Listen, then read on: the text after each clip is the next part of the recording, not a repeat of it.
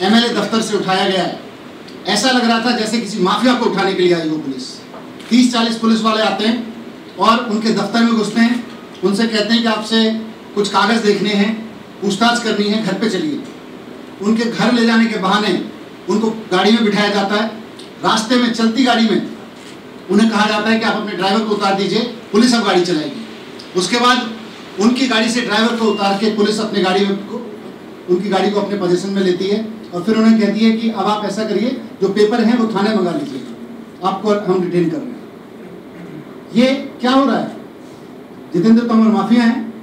जितेंद्र तोमर कहीं भाग रहे थे, जितेंद्र तोमर ने बम ब्लास्ट किया है दिल्ली में या कहीं पे, उनके ऊपर एक आरोप है।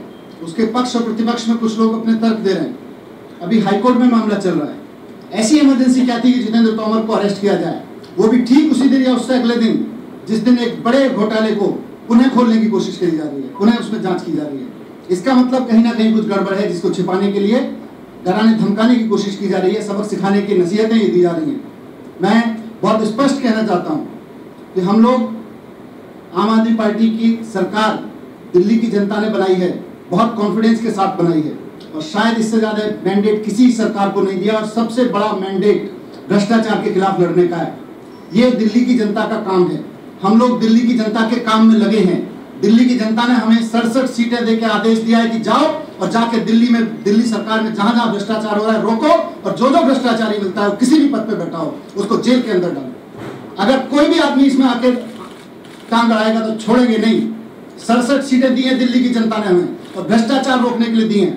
अगर कोई आदमी दिल्ली में भ्रष्टाचार रोकने के दिल्ली की जनता के काम में आड़े आएगा उसको छोड़ेंगे नहीं। मैं आज ताकीद कर रहा हूँ यहाँ पे बैठ के और साफ साफ कह रहा हूँ ये इलीगल है और बदला लेने की, एक तरह से सबक सिखाने की कार्रवाई के तहत एलजी साहब के जरिए दिल्ली में इमरजेंसी जैसे हालत लगाने की कोशिश की जा रही है।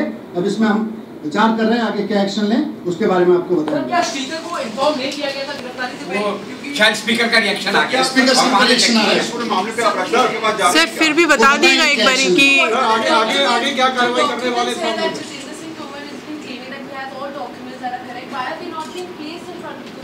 एफिडेविट है कोर्ट में सर डिग्रीज को क्यों नहीं सामने सर डिग्रीज को क्यों नहीं दिखा दे रहा था कि एक बार के लिए पूर्ण विराम लगा दे रहा था? आप दिखा देते हैं। 1 महीने पहले, लगभग 1.5 महीने पहले जब ये इशू उठा था और काफी चला था, तो जितेंद्र तोमर की तरफ से बाकायदा चीफ मिनिस्टर को जवाब देके सारे पेपर्स, सारे डॉक्यूमेंट्स, कॉलेज के लेटर, सब कुछ प्रेस में भी डाले गए थे। आप लोगों